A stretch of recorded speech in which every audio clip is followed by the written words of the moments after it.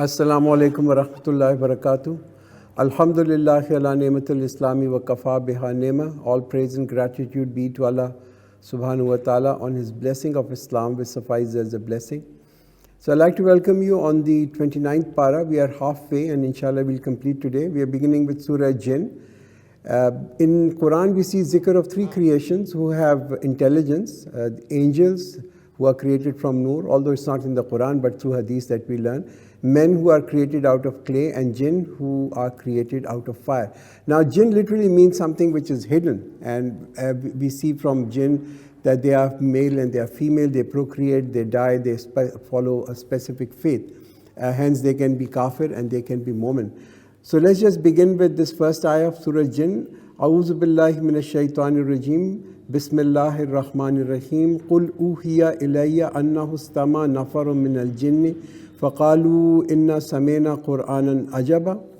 In the name of Allah, the most beneficent, the most merciful. Say, it has been revealed to me that a group of jinn has listened and said, indeed we have heard a wonderful Quran. Now, as Quran is mentioning over here, our Prophet ﷺ, he never saw the jinn and he didn't know that they were listening to him, but it was revealed to him by Allah subhanahu wa ta'ala. Now, jinn, as we see over here, they understood the Arabic. They understood the Quran when they heard this Quran. And not only did they appreciate the outward beauty of this Quranic Arabic, the language which composes the Quran, but it had an effect on them. And that effect was that it entirely changed their lives.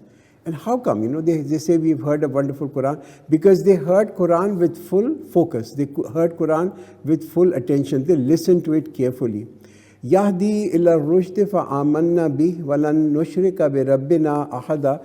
That guides us to the right way, so we have believed in it and we never associate a partner with our Rabb. Now this is what the jinn are telling over here after listening to this kalam, that this kalam guides towards rushd. Rushd literally means truth, towards knowledge, towards righteousness, towards goodness, or what we call neki. Now what is important to note is that the jinns, they picked up the purpose of why Quran was revealed. They heard the Quran once and they began to pick up the purpose. And this is, they knew that this is a Quran which actually guides people towards goodness. And this kalam is not just come for recitation, but the real purpose is guidance. And immediately they made a resolve that we are going to stay clear of shirk. And that exalted is the glory of our Rabb. He has neither taken a wife nor a son. So this is the shan of Allah subhanahu wa ta'ala, that He's far above all this, that He needs a khandan, He needs a family or a wife or a son. And that the fools among us used to attribute to Allah extremely absurd things. And that we thought that human and jinn would never attribute a lie to Allah. So jinn are explaining the reasons for their gumrahi, for their waywardness, was that they had such trust in people that they thought no one can really lie about Allah. They were kind of simple, so they said no one can lie about Allah. So when these jinn heard the Quran, they realized that what they heard from people was nothing but an open lie. And that some men from human beings used to seek refuge with individuals from among jinn, and thus they increased them in arrogance. So in many cultures, in many societies, there was a lot of reverence being given to jinn, and as such they realized, they thought that they were much better people. And because people think that jinn have knowledge about future, they have knowledge about things they can do, tasks for them, and that's the reason why jinn had become a bit wavered from that.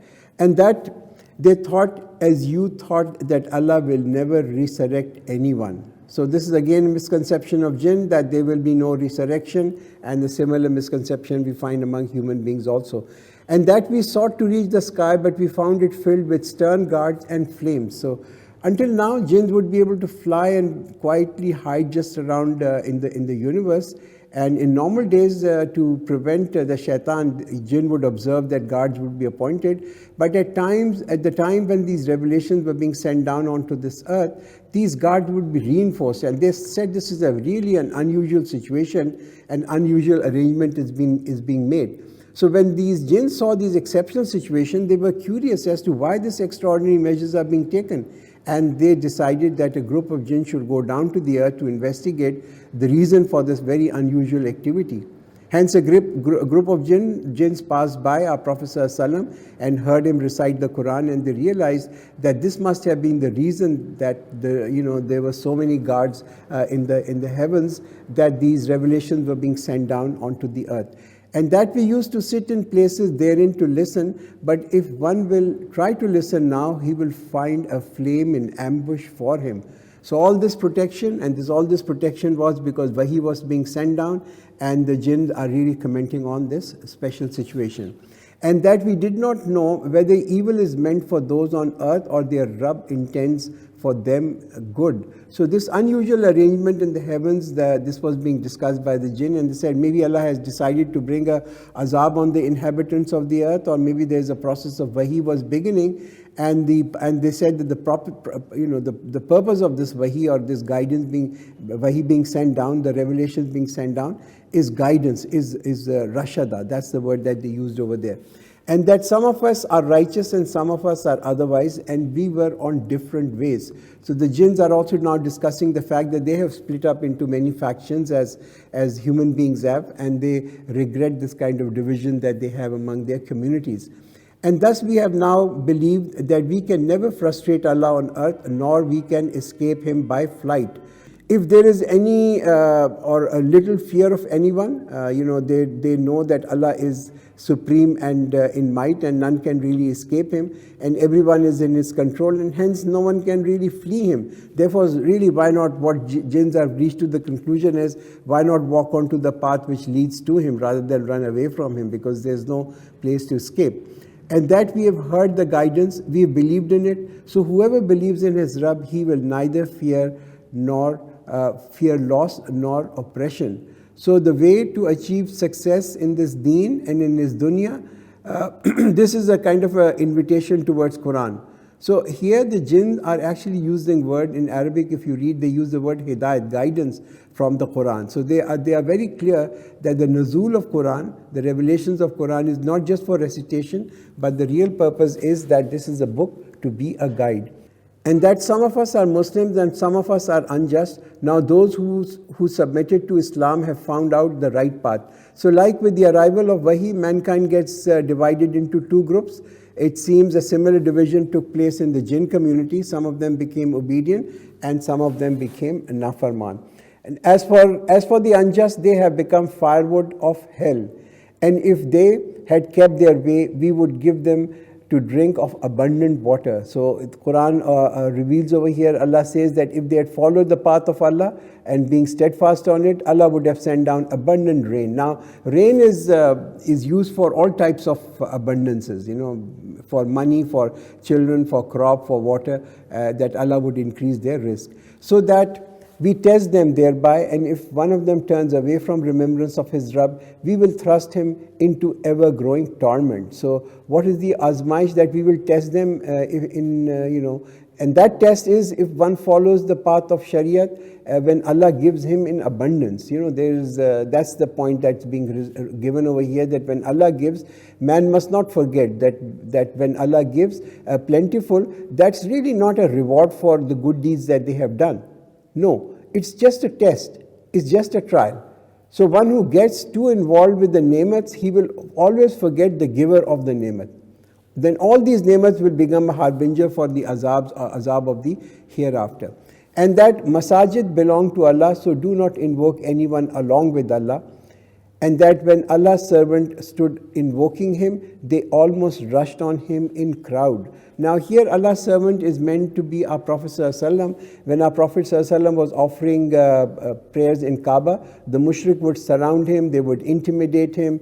And this is a sharp contrast to the attitude of the Makkans, who would intimidate our Prophet ﷺ. On the other hand, when the jinn, they listened to this revelation, they heard the Quran, they were full of inspiration and they took guidance from it.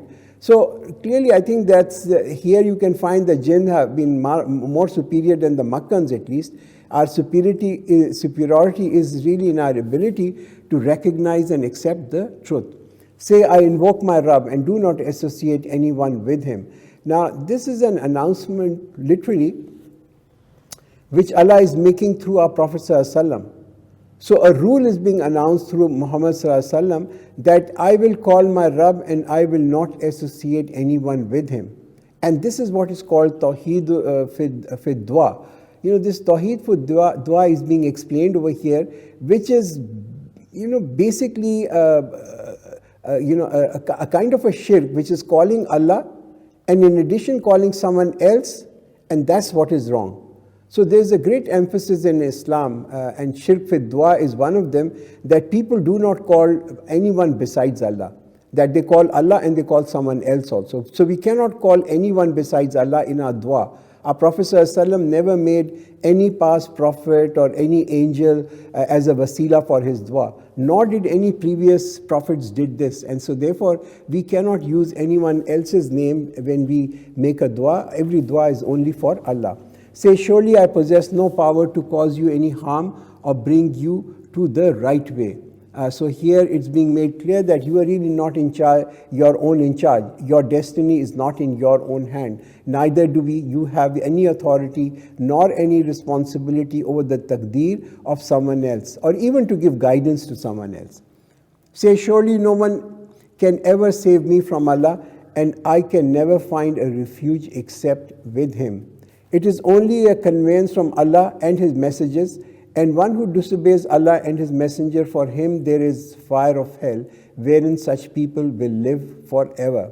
Until when they see what they are threatened with, they will know whose supporters are weaker and whose number are less. So when people see hell with their own eyes, they will now understand the real standing of people, who is respected, who is not respected, who is in a high position and who is degraded, who is honored and who is dishonored. Say, I do not know whether that which you are promised is near, or my Rabb has appointed for it a distant term. So only Allah knows. Allah knows when Qiyamah is going to happen, whether it's going to be today, tomorrow, or from a long time or distant term from now.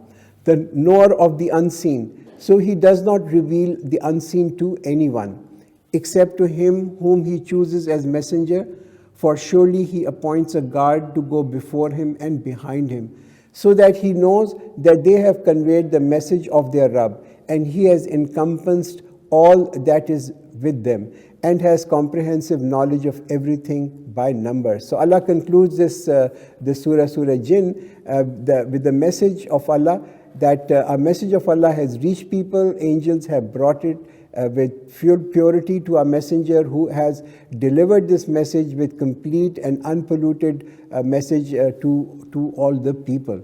Now, the next surah we're going to begin is Surah Muzammil, and this is a Makkan surah, and it describes how fearful our Prophet was when the first Wahi was revealed to him. So it's among the earlier surah that was revealed on our Prophet. Bismillahir Rahmanir Rahim. In the name of Allah, the most beneficent, the most merciful. Ya ayyuhal muzammil. Oh, you wrapped up. So this is a Muzammil is also one of the names of our Prophet ﷺ, and so instructions are being given to him. Qumil layla illa qalila. Stand at night except a little. Half of it, or make it little less, which is the instructions being given over here. Reduce your night sleep and stand up for prayers. Prayers should be a kind of a means for seeking nearness to Allah, and also a way to remove the consequences of the sins that people have done, and also to prevent us from being disobedient to Allah. Or make it a little more and recite Quran clearly with tartil in a distinct and a measured tone. So here the instructions being given to people who read Quran, recite Quran slowly while contemplating, while reflecting on its meaning. We are going to send down to you a weighty discourse. So this is Quran is a Quran according to itself also. It's a heavy kalam due to its shan and its azmat, the honor that is there associated, the might of this kalam. And therefore Allah has revealed this Quran in small portions. Truly, rising by night for prayer, this is severe in suppressing and most suitable in correct speech, which means that getting up after sleeping a little, after sleeping for a little while, sometimes this is a big load on our nafs. It's very difficult. It's a lot easier to stay awake than to sleep for some time and then get up and say the night prayers. Surely in daytime you have prolonged duties. So here it's being mentioned that during day there is work to be done, there are responsibilities. So the zikr of Allah with concentration is best in the midnight when there is no distraction. And remember the name of your Rabb and devote yourself to Him with exclusive devotion. So now we are being told that, of this ibadat, which is very easy to do while we are walking, driving, working, resting, and that is the ibadat of being remembering Allah. Remember the name of your Rabb. This is a kind of a connection with Allah that we can have at all time. When we see something nice, we see something beautiful, we say Alhamdulillah. That's again, we are establishing a connection with Allah. So we say that this beautiful creation is of my Rabb, and that's a kind of a zikr. So a lot of times we use this word, mashallah, inshallah, alhamdulillah. These are all ways in which we can stay connected with Allah, and this is also considered as remembering Allah. He is the Rabb of the East and the West. There is no God but He. So take Him for a protector. Now this ayat is really reinforcing the connection with Allah, who is an owner of everything. Why have hope from people? Why do we put hope on people when people themselves are faqir? They are really dependent on Allah. The more we put our trust and hopes on people, the more bitter, our lives will become. And bear patiently what we say, and part with them a beautiful parting, which means don't retaliate, be patient. And leave me alone with deniers, the people of luxury, and give them respite for a while. Surely with us are fetters and flaming fire, and food that chokes, and a painful punishment. On the day when the earth and the mountains will quiver, and the mountains will turn into a slipping heap of sand. So like all forces of gravity will perhaps finish on that day, everything will become lifeless, and all the attractions of this earth will cease. Surely we have sent to you a messenger as a witness over you, just as we sent a messenger to Pharaoh. Now, simply what is being said over here is that a man of power, might, glory, kingdom like the Pharaoh, he rejected the message and became worthy of the azab of Allah. So rest of mankind should really take heed from that. And now we are going to be, Quran gives such vivid descriptions of hell that it should instill fear in the hearts of people. But Pharaoh disobeyed the messenger, so we seized him with a severe seizure. So if you disbelieve, how will you save yourself from a day that will turn children into grey-headed old men? Now people are being questioned over here that if you are fearless, what is the plan? How do you really plan to protect yourself on that day? A day which is going to make even children become old because of the intense fear. Whereby the sky will burst apart. His promise has to be fulfilled. Indeed, this is a reminder. So let anyone who so wishes adopt a way of his Rabb. No one will be able to say on that day that I didn't know the ample description of hell or the delights of paradise. So this Allah has described in great detail. Now the choice, Quran says, the choice is with people to adopt the way that they want to adopt. Your Rabb knows that you stand in prayer for nearly 2/3 of the night, and at times for half of it, and at times for 1/3 of it, and so do a group of those who are with you. And Allah measures the night and the day. He knows that you will not be able to continue doing it. Therefore, He turned to you in mercy. Now recite as much Quran as it is easy for you. He knows that some of you may be sick, others traveling in the land seeking the bounty of Allah, and yet others fighting in Allah's way. Therefore, recite as much of it as is easy, and establish salah and pay zakah, and advance to Allah a goodly loan. And whatever good you send ahead of yourselves, you will find it with Allah. It is best and greatest in reward. And seek forgiveness from Allah. Indeed, Allah is the most forgiving, most merciful. So now you can see this ayat, the last ayat of the surah, which provides a kind of an ease that you cannot stand for half a night or 2/3 of the night or 1/3 of the night, but read as much Quran as you possibly can. So that's an ease being provided over here. This is also called an ayat-e-takfif, which is reduction, a relief being given over here, that if you cannot remain awake for a long part, then recite whatever is easy for you. We'll now begin with the next surah, Surah Mudassir, again a Makkan surah. It means the one wrapped in clothes. Bismillahir Rahmanir Rahim. Ya ayyuhal mudaththir. O you enveloped in a mantle, which is a kind of a garment.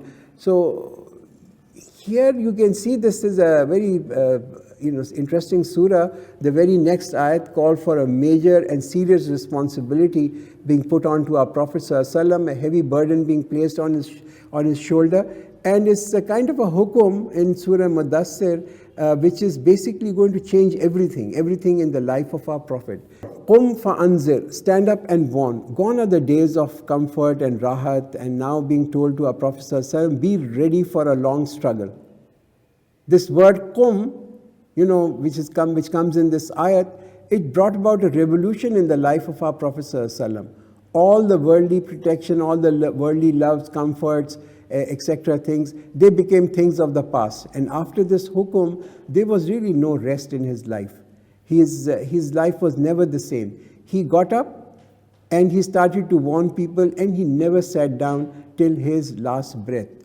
And pronounce the greatness of your Rabb. So Allah is the greatest, however, manifest His greatness through your words and through your deeds, and purify your clothes. So this is a tarbiyat of people being done over here, that how important it is for us to remain clean, both clean in terms of physical cleanliness and in terms of our hearts, clean our hearts from immoralities, and shun all uncleanliness, and do not do a favor to anyone mere to seek more in return, and for the sake of your Rabb observe patience. So all these instructions being given above can only be done if people have one quality, and that's the quality of being patient, that's the quality of sabr.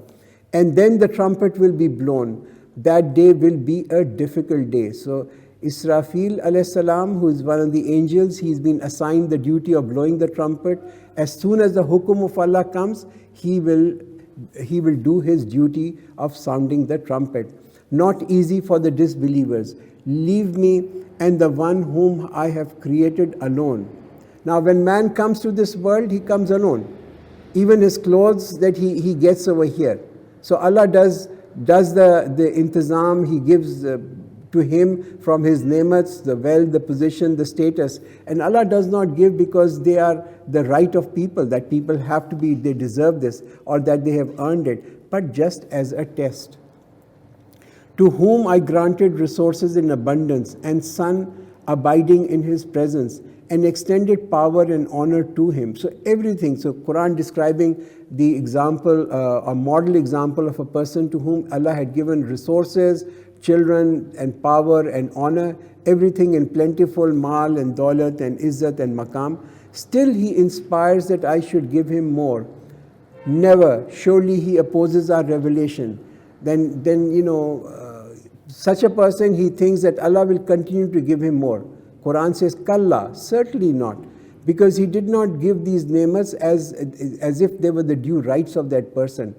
And when nemats were given, when this person does not use them for the purpose that they were given, Quran says he will certainly not get more in the hereafter. Soon I will force him to climb a difficult climbing. Perhaps there is a kind of a mountain or something, a steep climb in hell, and this is the anjam in the hereafter due to this attitude in this world. Surely he ponders and guesses. Death to him how he planned, again death to him how he plotted. Then he looked, then he frowned and scowled, then he turned his back and was proud, then said, this is nothing but traditional magic.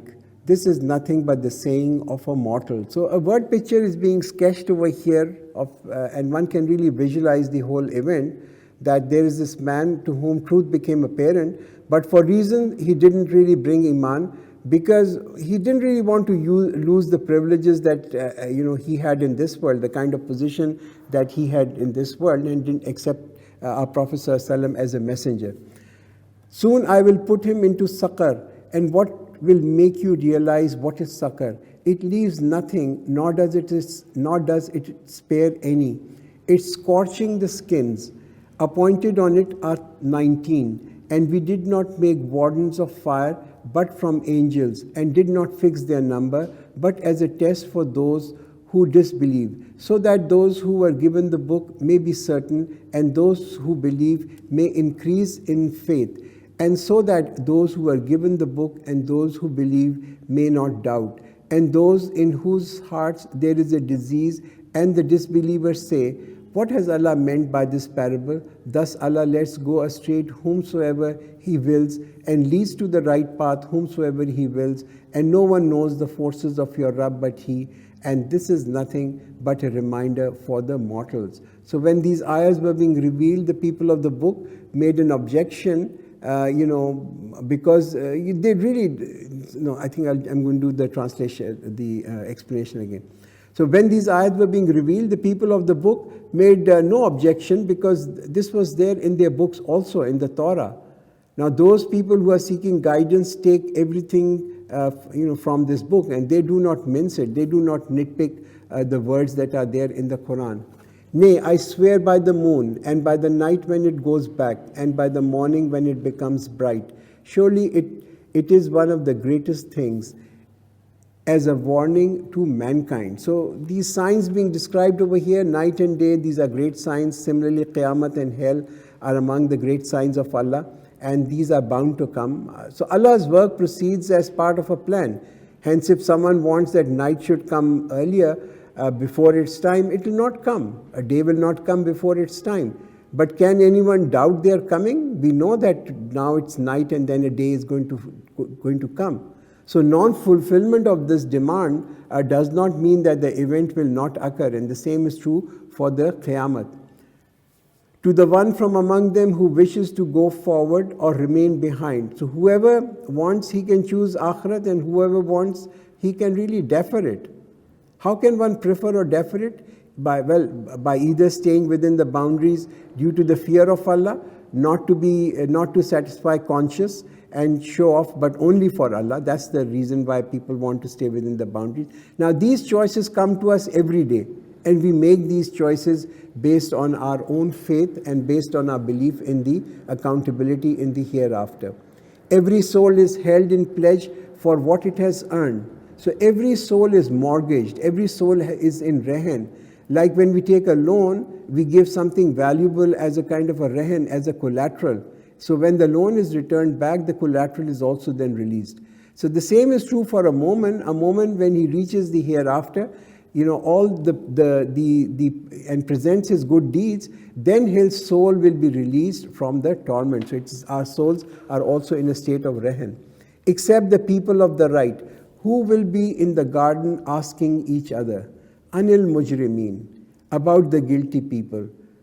Ma salakakum fi saqar, what brought you into saqar? What happened?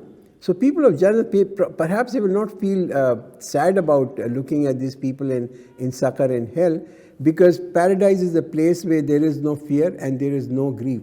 Qalu lam naku minal musallin, they will say we were not among those who offered salah. So I think that's how important prayers is.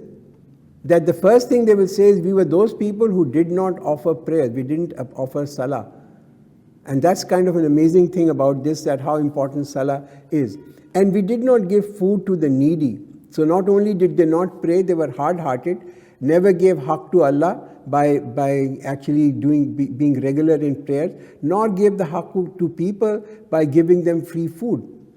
One who does not fulfill the basic requirements of another person in need, what can you expect from such a person? And we indulge in mocking with the mockers. So they were all the time finding faults in this deen. Islam didn't make sense to them. Their entire focus was to prove that Islam is kind of a barbaric and an impractical and a repressive deen.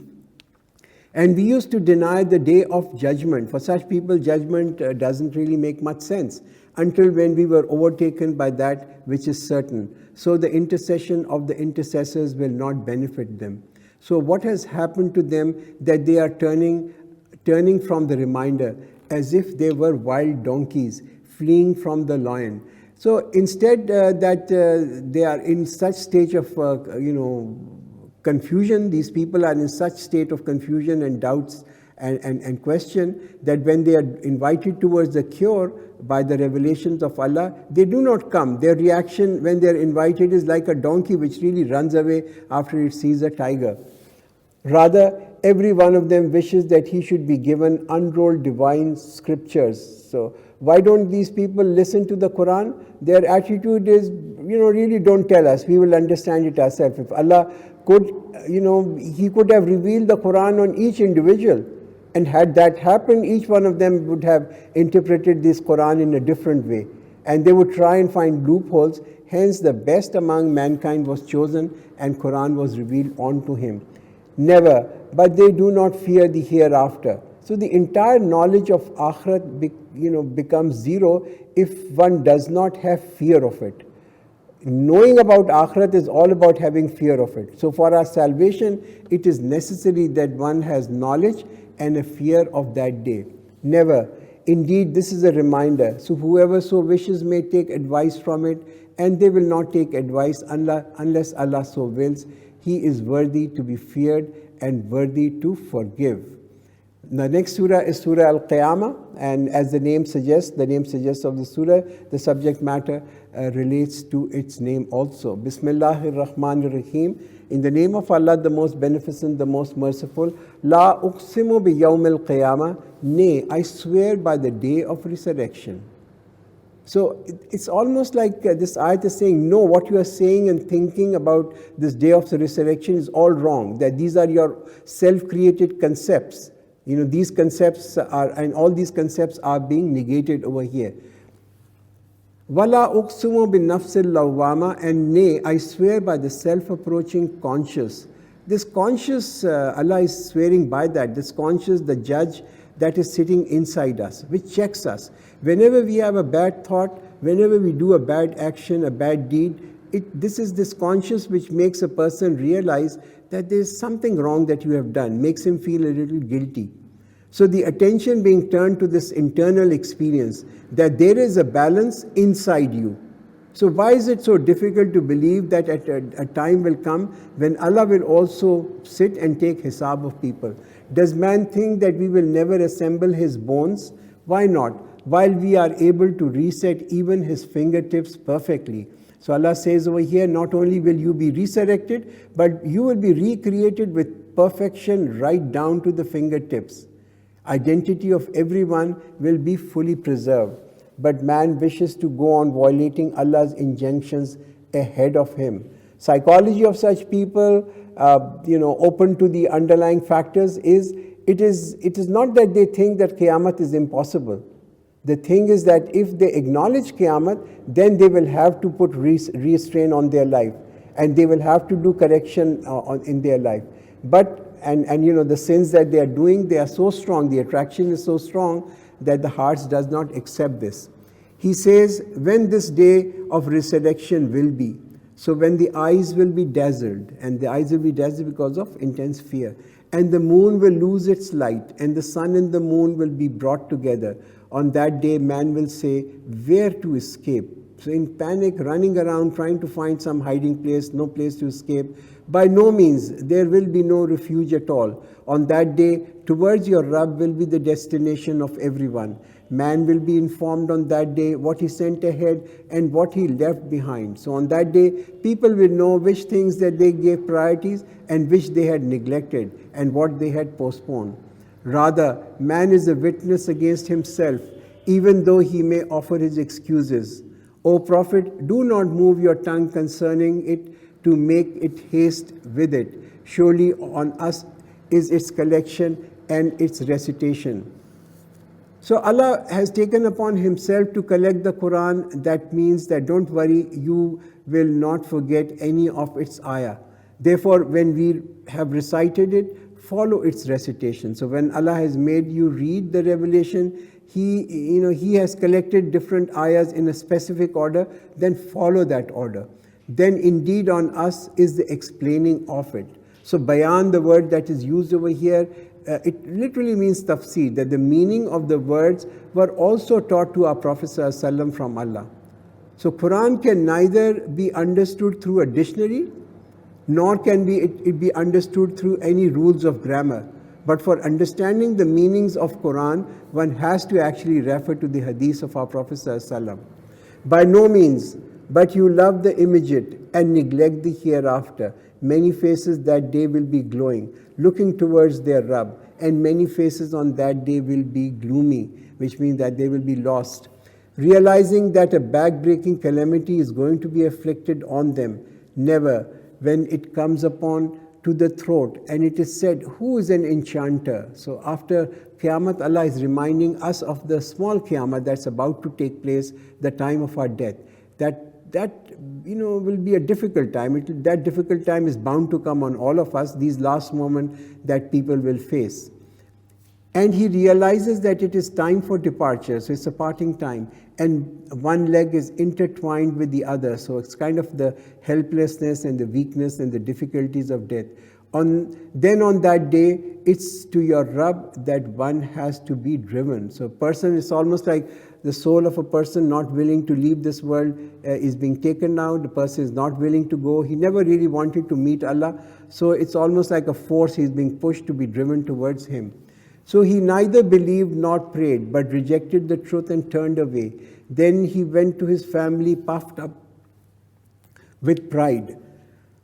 Woe to you, then woe to you. Again woe to you, then woe to you. So 4 times woes being mentioned over here in these 2 ayah, reminding of the 4 destructions that people face.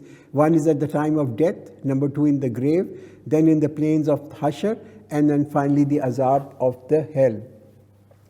Does man presume that he will be left unchecked?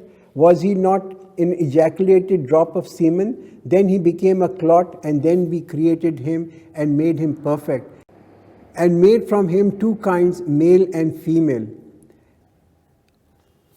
Has he no power to give life to the dead? So Quran, this is the last ayat of this Surah Qiyamah, that one who created from us from such insignificant thing, how insignificant a human being is.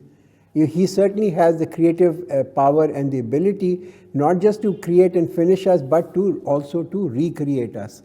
So we begin with Surah Dahr.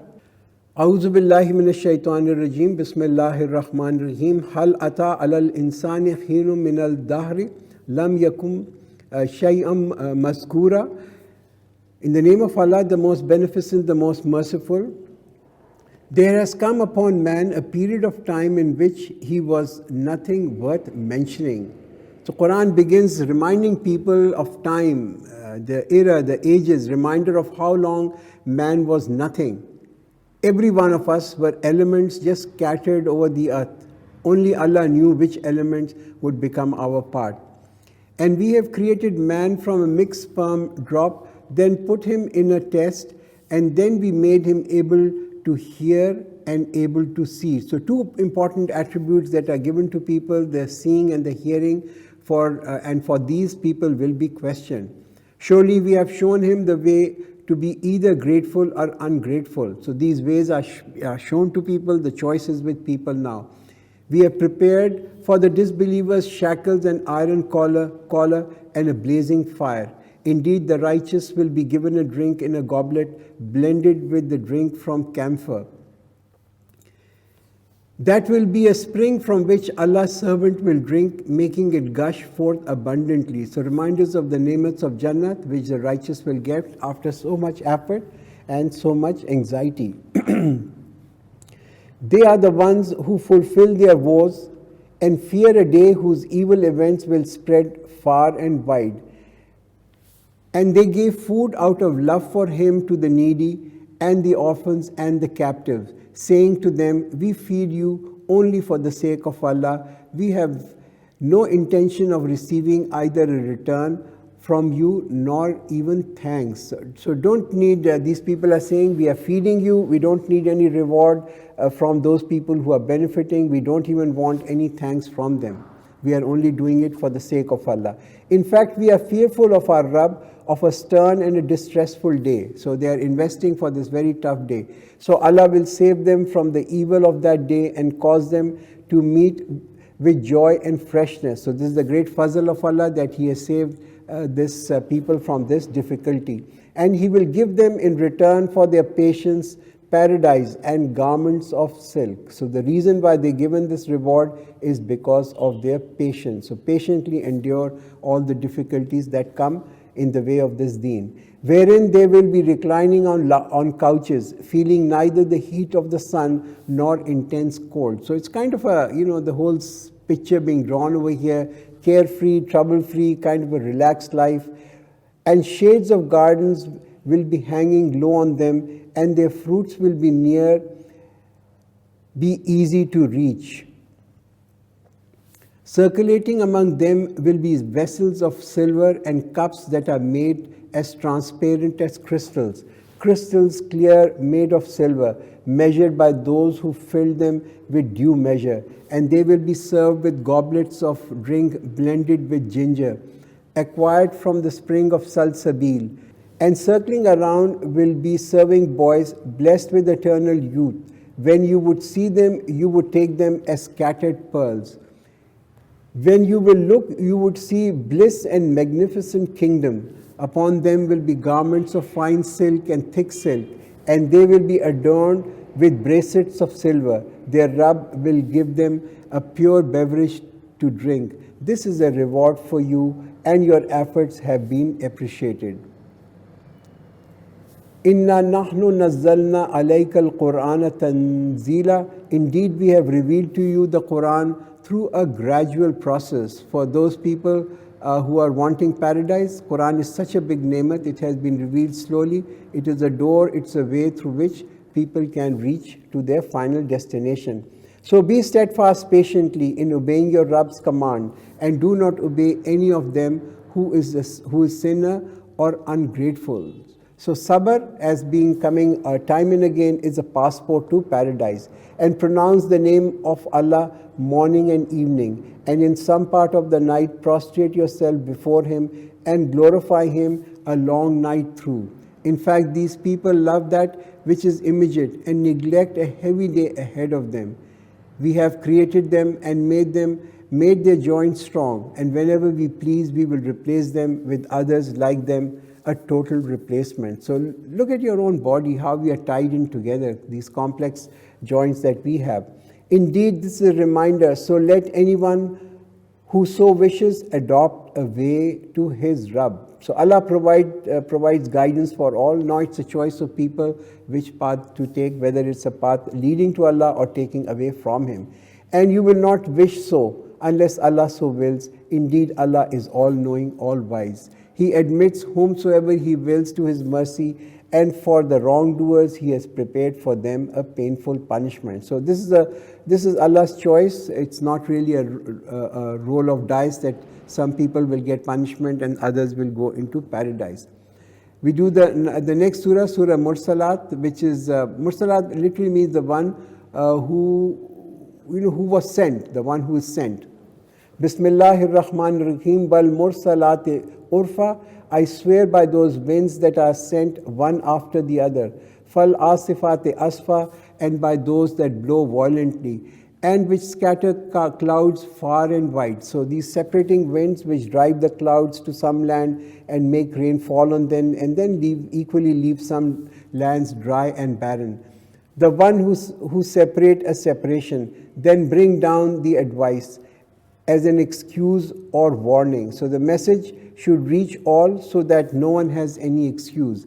Most surely that which you are promised is sure to happen. So when the stars become dim and the sky is rendered as under, and when the mountains will be blown away as dust, and when the messengers will be assembled at the appointed time, for which day has all this been delayed? For the day of decision. And what may let you know what is the day of decision? Woe on that day to the deniers. Did we not destroy the earlier people? Then we will cause the later ones to follow them. Thus we deal with the guilty people. Woe on that day to the deniers. Did we not create you from a worthless fluid? Then we put you in a secure place of rest for a known period. Thus we did all this with perfect measure, so we are the best to measure. So just think about the fact how Allah created us through different stages. And man is not really qadir on any of these things. Only Allah is the one who created, who sustains us through all the stages that we have been through. Woe on that day to the deniers. Did we not make the earth a container that collects the living and the dead? And we placed towering mountains therein and provided you with sweet water to drink. Woe on that day to the deniers. It will be said to them on that day, depart towards that which you used to deny. Move forward, the shadows have 3 branches, that neither has comfortable shade nor is of any use against the scorching heat. It emits sparks like castles, as if they were yellowish camels. So hell will be throwing flames, it will be as high as a castle and it will be yellow like a camel, so of great heights.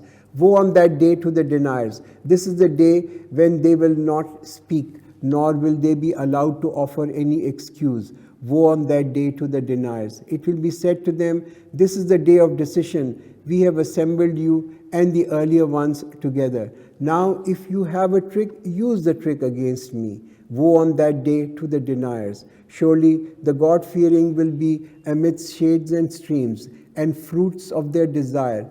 Eat and drink with pleasure because of what you used to do. It's all about action. It's all about what these people did earlier. It's all about their deeds. This is how we reward those who do good deeds. Woe on that day to the deniers.